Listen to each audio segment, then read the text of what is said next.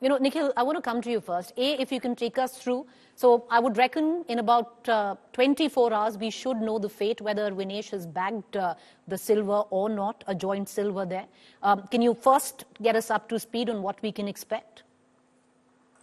Well, Preeti, I mean, there is definitely progress that has been made on that case. I mean, we started off from a no hope situation where UWW had followed the rules, and you thought, there was no chance of Vinesh getting anything out of that. But I think, by the time she filed the appeal and to today, where we are just awaiting the verdict, which should come in the next 24 hours. So I think progress has been made from the Indian front. Initially, I wouldn't have given it too many chances because, to be fair to the UWW, they did follow the rules to the T. However, what the Indian side has done and the arguments that they've presented has forced the arbitrators to take some time. And this is, in a way, pretty unprecedented because CAS does come up with their interim order usually in 24 hours. In most cases, I'd say in 99% of cases, in 24 hours, they've come up with an interim order. Of course, they've taken time to come with a detailed order.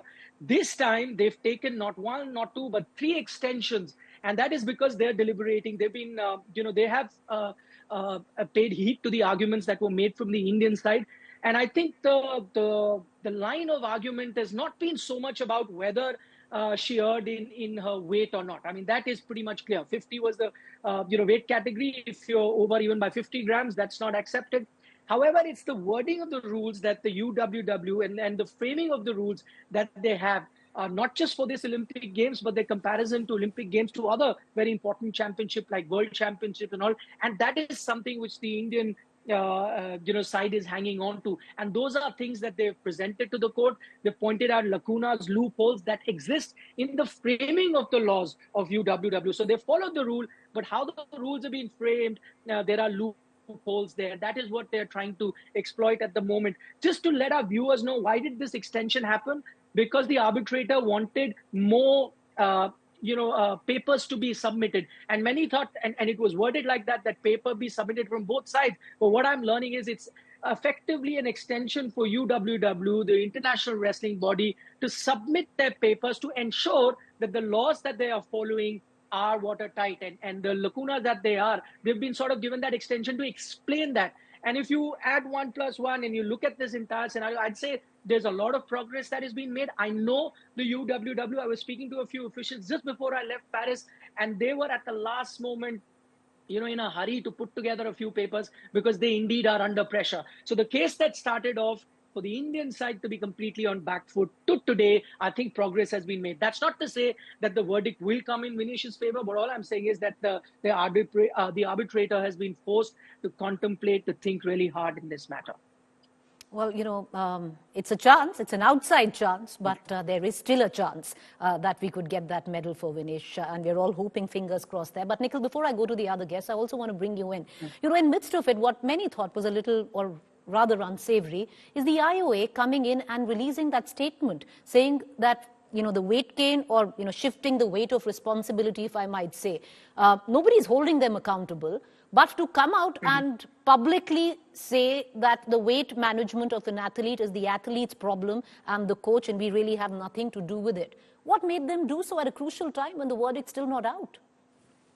That's interesting, Preeti, and let me answer that in three small parts. The first part was the statement by the Indian Olympic Association ill-timed? It definitely was. This wasn't the time for them to be doing that, especially when the matter is, being debated in court, especially when Vinesh has a chance. This wasn't the time. They could have waited on that. You wanted to know why is it that they filed that?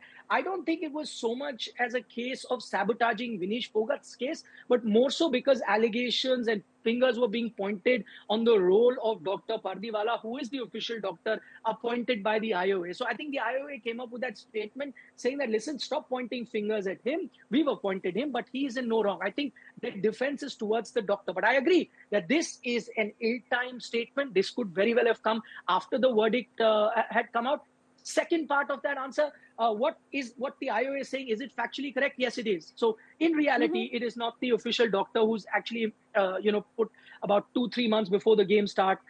They are basically there to oversee any sort of medical requirement that the athlete might have and not the nitty-gritty of every athlete. And finally, the last part of this question, Will this impact Vinesh Phogat's case? If you ask me personally, I don't think so, because the arguments at the moment are not being made in terms of whether she was overweight or not. That's a foregone conclusion. That's done. The arguments are being made in terms of the lacunas or the loopholes that you have in the law. So I don't think this statement will have any negative impact on the outcome of the case. But I agree with you, ill-timed comments by the Indian Olympic Association.